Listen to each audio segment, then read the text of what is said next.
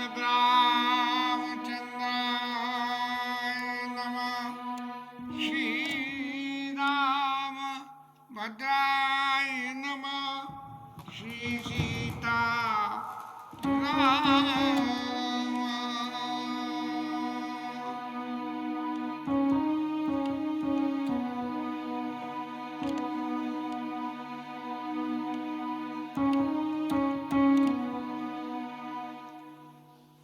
भरद्वाज ऋषि के आश्रम में राम जी महाराज को पधार रहे हैं और एक हिसाब से यदि देखते हैं तो कथा के प्रारंभ में कथा भी भरद्वाज ऋषि से शुरू हुई, क्योंकि भरद्वाज जी महाराज थे जो एक युग में उन्होंने जो याज्ञवल्क्य जी से ये कथा राम कथा सुनी थी।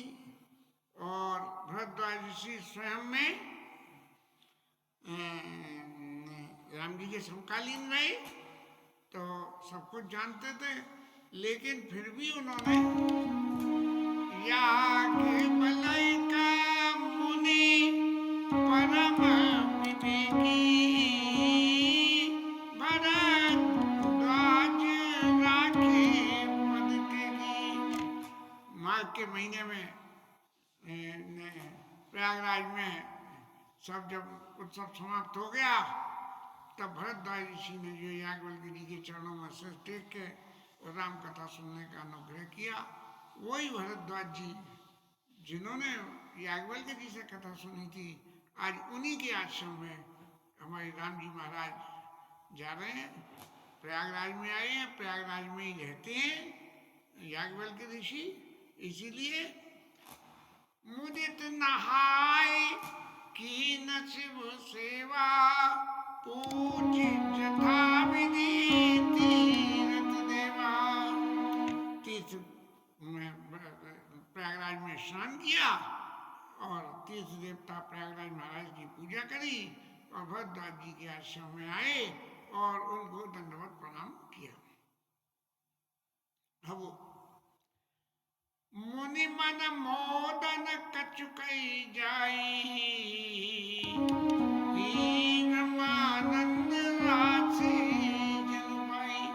अब जो भरद्वाज ऋषि जो रामचंद्र जी की कथा में इतने मग्न रहते थे और उन्होंने याज्ञवल्क्य जी से उस कथा प्रसंग को सुना, वो ही राम जी महाराज जब उनके घर में पधार जाएं तो क्या चित्त में खुशी होती है।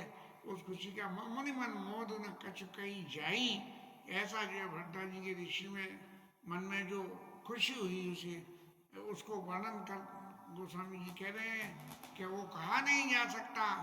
और जब राम जी ने प्रणाम किया है, दीन आशीष मुनीश अति अनंत अधिकार लोचन गोचर सुखद फल मनौ किए विद्यान।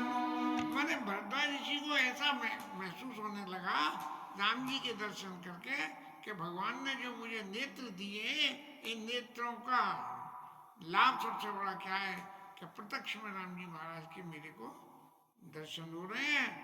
और कुशल प्रश्न कई आसन दीने पूरी प्रेम परिपूर्ण कीने। कुशलता पूछी राम जी महाराज से कि प्रभु आप कुशल तो हो, और उनको बैठने के लिए आसन दिया, आशीर्वाद दिया, कंदमूल फल खाने के लिए दिए।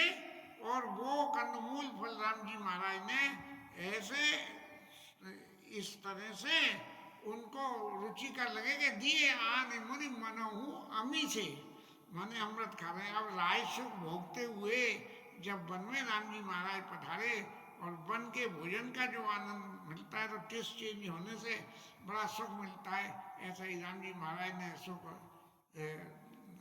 पाया और सीता जी के साथ में और लक्ष्मण जी के साथ में फल खाए। मानो ये कहा कि राजसी भोजन में जो सुख होता है वन के भोजन में भी उससे कमती सुख नहीं होता है। और ये भोजन करने के बाद में जो है जब थोड़ी थकान उतर के भय विगत सम राम सुखारे भरद्वाज मृदु वचन उचारे, तब भरद्वाज ऋषि ने अपने भाग्य की सराहना करते हुए कि आज प्रयागराज में रह के जो साधन करने का फल मिलता है उसका आज प्रत्यक्ष रूप से फल मिल गया कैसे कि लाभ अवधि सुख अवधि न दूजी तुम्हारे दरस आस सब पूजी। महाराज इतने सालों से हम यहाँ प्रयागराज में बस रहे हैं और इसलिए बस रहे हैं कि हमें प्रभु श्री राम के दर्शन हो। और आज वो अवधि जो है आ गई कि इसके अलावा दूसरी अच्छी अवधि नहीं हो सकती, जबकि तुमने दरस आस सब पूजी। आपका दर्शन मात्र करने से जो हमारे चित्त में आशा थी कि हमें राम जी का दर्शन हो, इसलिए प्रयागराज में बसो। प्रयागराज में बसोगे तो राम जी के दर्शन होंगे, इसीलिए आज सब हमारी आशा पूरी हो गई। और अब प्रभु जहाँ तक राम जी का प्रश्न उठता है, राम जी तो जब जहाँ जिसके पास जाते हैं वहाँ कुछ न कुछ देते ही हैं, लेकिन यहाँ भरद्वाज ऋषि के आश्रम में जब गए तब राम जी ने कुछ देने वाली बात नहीं कही। क्यों कि भरद्वाज ऋषि जो है अपने आप में परिपूर्ण है, और उन परिपूर्ण को परिपूर्ण ब्रह्म क्या दे सकता है। जिसके जीवन की इच्छा सिर्फ ब्रह्म की प्राप्ति हो, उसको ब्रह्म क्या दे सकता है जब ब्रह्म साक्षात उसके सामने है। तब उन्होंने कहा अब कवि का पार देव वर एवं निज पद सरसि जासै जसदेव।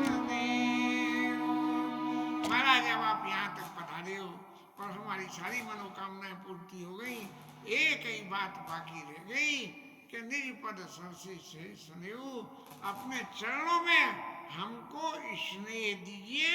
और वो कैसा भी सहज स्नेह। जैसे एक तो ये है कि भाई हम फलाने को जानते हैं, वो हमारे रिश्तेदार हैं या हमारे पड़ोसी हैं, तो हम इस बहाने उनसे स्नेह करते हैं। और सहज स्नेह क्या होता है? सहज स्नेह अंदर मन में एक होती है। जैसे हम एक तरह से किसी आदमी को रसगुल्ला बहुत पसंद है और रास्ते में कहीं जा रहा हो और जाते हुए रास्ते में उसको रसगुल्ले के दर्शन हो जाए हलवाई की दुकान पे, तो जो हलवाई रसगुल्ले के प्रति चित्त में जो लगाव है वो पैदा हो जाता है। ये सहज होता है कि रसगुल्ला देखा नहीं कि आ गया। तो ऐसे ही जो है भरद्वाज ऋषि कह रहे हैं निज पद सरसिज सहज स्नेह।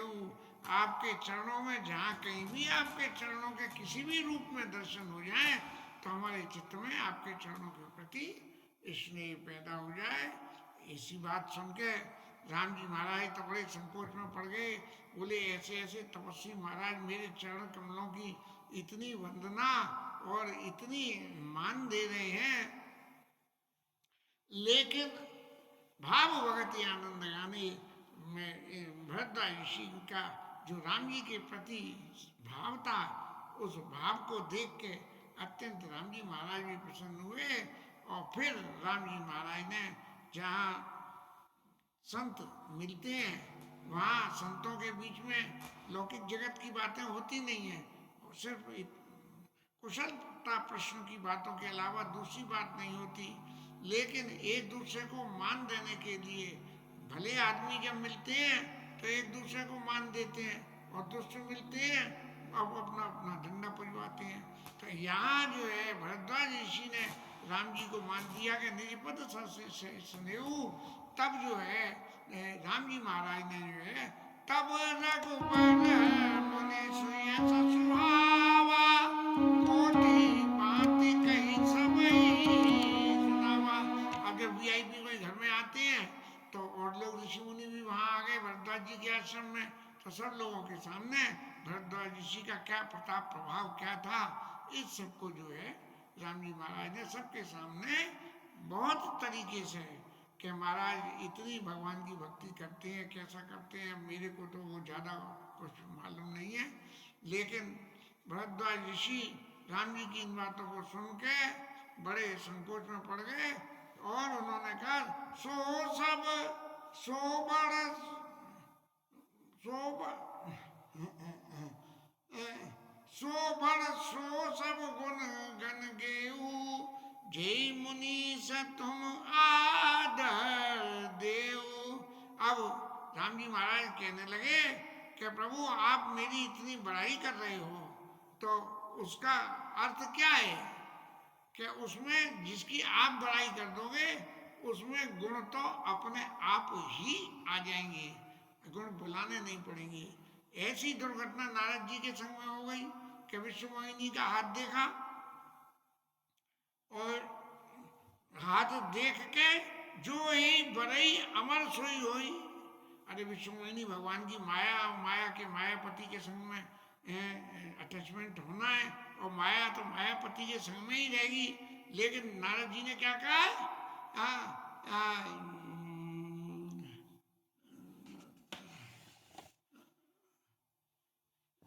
नारद जी ने कहा कि जो यही बरई अमर सोई होई, जो इसका वर्णन कर लेगा वो अमर हो जाएगा।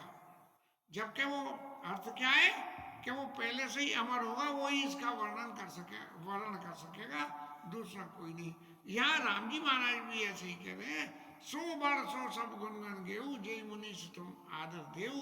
महाराज आपने जिसको आदर दे दिया उसके पास में तो सारे गुण अपने आप ही आ जाएंगे। और गोस्वामी जी ने इस प्रसंग को संक्षेप करते हुए कि मुनि रघुवीर परस्पर नवई वचन अगोचर सुख अनुभवई, एक दूसरे के बारे में अपने विचार व्यक्त करके उनको आदर देते हुए उनके मान सम्मान के लिए उनके गुणों का वर्णन करते हुए एक दूसरे को बातें कर रहे हैं। तभी प्रयागराज के निवासियों को खबर मिली कि राम जी महाराज पधारे हैं, भरद्वाज जी के आश्रम में आए हैं। तो सब लोग वहाँ राम जी के दर्शन करें, क्योंकि भगवान की मूर्ति परम सुंदर है और जो उनके इसको एक बार दर्शन कर ले, वो दर्शन करने के बाद देख देव तब बालक दो अवन आंख तर आवई को। जनक जी के यहाँ से जब दूत दशरथ जी के पास में आए खबर देने कि ऐसे ऐसे विवाह का तैयारी सब हो गई है और राम जी ने धनुष तोड़ दिया है, तो उन्होंने पूछा कि दशरथ जी ने कि महाराज तुम अगर उन्हें हमारे पुत्रों को पहचानते हो तो स्वभाव की वर्णन करो। तो उन्होंने कहा कि महाराज क्या वर्णन करें कि आपके बालकों को देख के तो दूसरा कोई आंखों से अच्छा ही नहीं लगता है। ऐसे ही यहाँ जो है भरद्वाज आश्रम सब आए और देखन दशरथ स्वर्ण सुहाए। यहाँ जो प्रयागराज वासी जो है आए हैं वो प्रभु की सुंदरता को सुन के और राजा दशरथ के पुत्रों के दर्शन करने आए हैं, ब्रह्म परमेश्वर राम के दर्शन करने नहीं, राजा दशरथ के पुत्रों के दर्शन करने आए हैं। और जब सब लोग वहाँ आए तो जिसके घर में कोई बाहर वाला आता है तो जो बाहर वाला आता है वो आके प्रणाम करता है। तो राम प्रणाम की सब काऊ राम जी ने जो प्रयागराज निवासी आए उन सबको जो है प्रणाम किया और मुदित बहे ले लोचन लाऊ। राम जी का दर्शन करके सब जो है जो तुमने दरअसल आज सब पूरी भरद्वाज ऋषि ने जैसे ये कहा कि लोचन गोचर सुखद पद मनु किए विज्ञान, जैसे विधाता ने हमारे लोचनों के होने का जो है फायदा बता दिया होगा, तुम्हें राम जी के दर्शन होंगे। ऐसे ही प्रयागराज निवासी भी राम जी के दर्शन करके सुखी हो रहे हैं। और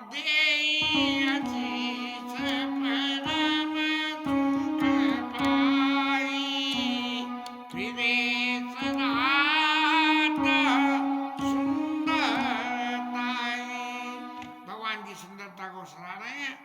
प्रयागराज वासियों ने राम जी के दर्शन दशरथ पुत्र के नाते करे, ब्रह्म के नाते नहीं करे। राम जी महाराज ने रात्रि को वहाँ विश्राम किया और विश्राम करने के उपरांत जो है मुनि से आज्ञा लेके और सुबह वन में चले सहित सिय लखन जो मुदित मुनि सिर नाई। और वहाँ से जो है भरद्वाज ऋषि के आश्रम चल दिए।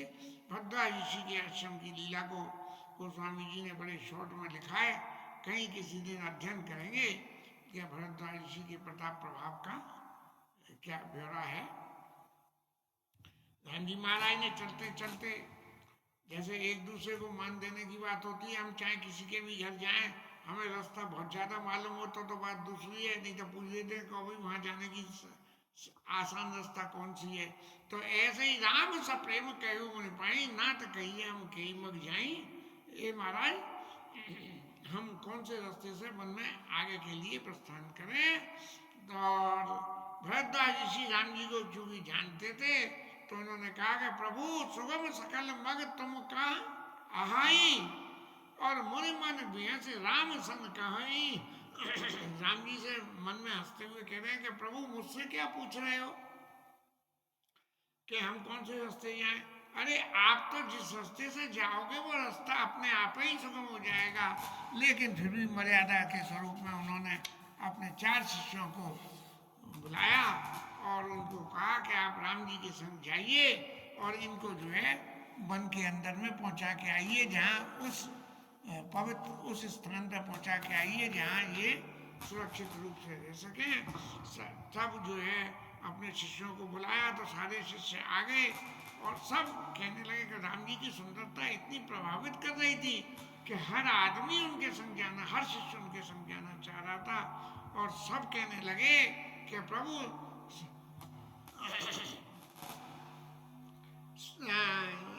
सुने मुनि मुदित सवई राम पर प्रेम पारा और सकल कहीं मग दीख हमारा। सारे जो शिष्य आए सब कह रहे हैं राम जी पे अत्यंत प्रेम बरस रहा है और कह रहे हैं महाराज हमें सबड़ी रास्ता हमारी देखी हुई है, आप जहाँ कहोगे वहीं हम राम जी को पहुँचाए आएंगे। लेकिन भरद्वाज ऋषि ने अपने चित्त में विचार किया कि प्रभु के संग में तो प्रभु के परम भक्त को ही भेजा जाना चाहिए। तो जो उनके शिष्यों में जो परम भक्त थे उनको जो है बहुत जन्म के जिन्होंने भगवान की साधना करी होगी, उस साधना करने के उपरांत उस साधना का फल मिलने का जब समय आया तब जो है उन्होंने ऐसे 4 आदमियों को राम जी के संग कहा। करे प्रणाम ऋषिया यश पाई प्रमुदित हृदय चले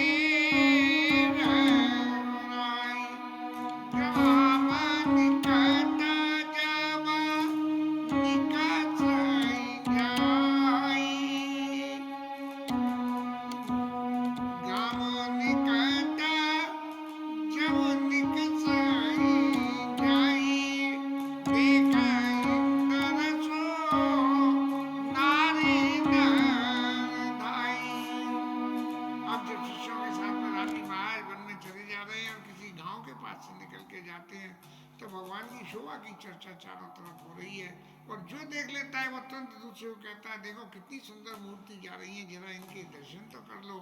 जैसे आजकल प्रयागराज में हो रहा है कि चले ही चले जा रहे हैं लोग, चले ही चले जा रहे हैं, चाहे कुछ है चाहे नहीं है, भीड़ है बाढ़ है, नहाने को मिलेगा, पैदल चलना पड़ रहा है, लेकिन 1-1 करोड़ आदमी जो है स्नान कर रहा है। ऐसे ही जो है लोग राम जी के लिए दर्शन करने को भागे चले जा रहे हैं। हो सनात जन्म फलवाई फिर ही दुखित मन संग बैठाई। राम जी के जो है दर्शन करके और अपने आप को बड़े सनात मान रहे हैं कि देखो हम कितने भाग्यशाली हैं कि ऐसे सुंदर स्वरूप के हमें दर्शन करने वाले। विदा किए बंधु विनायक करी विनय पाई मन काम तरी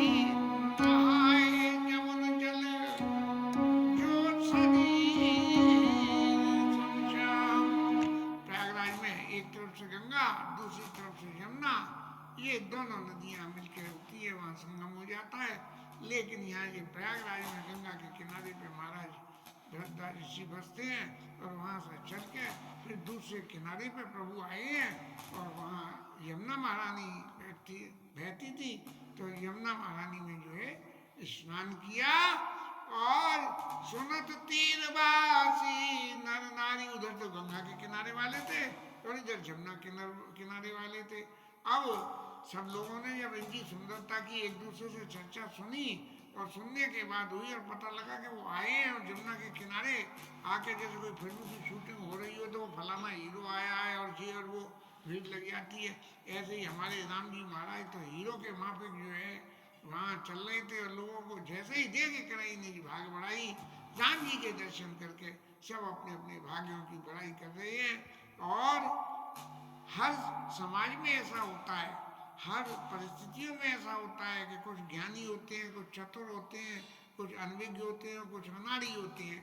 तो उनमें कुछ लोग ऐसे भी थे जो राम जी को किसी भी रूप से नहीं जानते थे, ना ब्रह्म रूप से या दशरथ के रूप में। तो लखन राम सिय सुंदर ताई, और देख करई निज भाग्य बड़ाई। अपने भाग्य बड़ाई करे, हैं तो बड़े सुंदर भैया। ये कहाँ के हैं, ये कौन के पुत्र है, कहाँ के कोई राजा के बेटे हैं, कौन है, कोई तपस्वी है, ये कैसे तपस्वी है इतनी छोटी उम्र में। तो ऐसे देखे अति लाल साहब सही मनमाई, नाव गाँव मुझत सकुचाई। जो ऋषि इसमें आ गया उसके लिए तो उसके नाम और गांव का पता करना क्या है, पूछ जात न पूछिए साधु की पूछ लीजिए ज्ञान।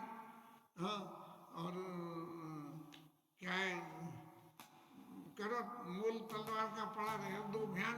तो ऐसे जो है इस तरह से ऋषि स्वरूप में जो है भगवान के दर्शन करके, और ये बड़े संकोच करते हैं कि भाई ये ऋषि तो हैं, लेकिन ये ऋषि के स्वरूप में आखिर है कौन।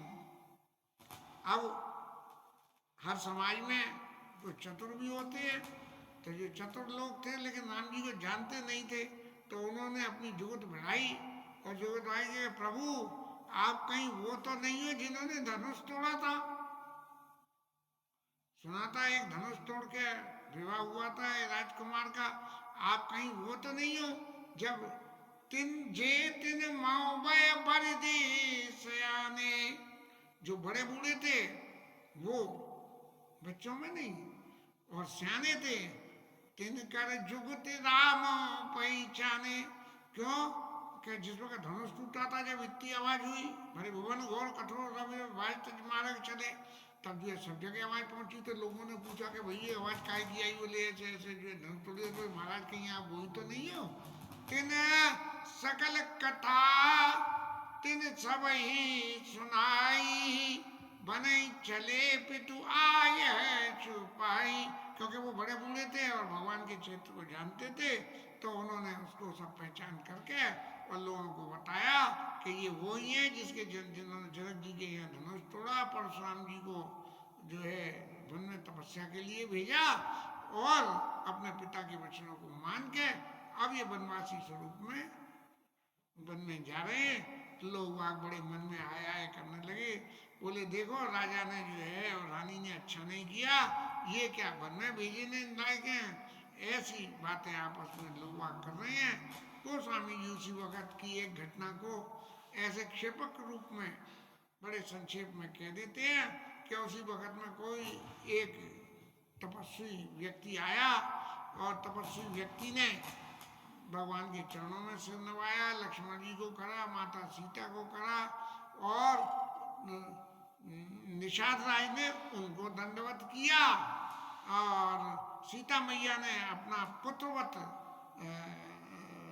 आशीर्वाद उनको दिया है, और भगवान के नेत्र अपने नेत्रों से भगवान के जो है दर्शन के रूपी कमल के पीयूष का पान, जैसे घोड़ा पराग का पान करता है, ऐसे जो है अपने नेत्रों से भगवान के रूपी कमल का पान कर रहा है। और ऐसे पान करा उस महाराज ने कि जैसे कि किसी जन्म भूखे को भोजन मिल गया हो। और इसके बारे में आगे कुछ मानस में नहीं लिखा गया। हनुमान प्रसाद जी की व्याख्या में तो शायद जहाँ तक मुझे याद पड़ता है मैंने पढ़ा कि तुलसीदास जी महाराज स्वयं या हनुमान जी महाराज, इन दोनों में से कोई एक मूर्ति भगवान के स्वरूप के दर्शन करने के लिए वन में आए, और आके उनके दर्शन करे और उनका आशीर्वाद लिया, और आशीर्वाद लेके और वहां से चले गए। वहां के ग्रामवासी सब आपस में कह रहे हैं कि ते पी तुमा तू सखी कैसे जिना पाते मना बालक कैसे। अब गाँववासी कह रहे हैं कि देखो हाय ये कैसे कैसे माता पिता जिन्होंने ऐसे कोमल बालकों को घर में भेज दिया है। इस तरह से जो है सब लोग बड़े विकल हुए जा रहे हैं कि हमारा बच्चा है तो हम इन्हें अपने घर में रख लें, अपना पुत्र बना के रख लें। ऐसी भावों की बातें, ऐसी लीलाएं रास्ते में हो रही हैं, और इन सब के लीलाओं के बीच में। तब रघुवीर अनेक विधि, वहां से इसका मतलब राम जी आगे बढ़े और निषाद राज को जो है सखई सिखावन दीन, निषाद राज को जो है शिक्षा दी कि महाराज आप अपना राजकाज देखो, हम जिस काम के लीला के लिए आए हैं हमें वो लीला करने के लिए जाने दो आगे, इसीलिए आप अपने घर को जाइए और यहाँ से आप जो है अपने घर जाके और अपने घर परिवार का लालन पालन में अपनी जिम्मेदारी को अपने को निभाइए। राम रजाय शीशधर भवन गमन कीन, और उन्होंने भगवान की आज्ञा को अपने सिर धारे करके और अपने भवन को चल दिए। अब निषाद राज भी चले गए, राम लक्ष्मण जी सीता जी ये तीन रह गए।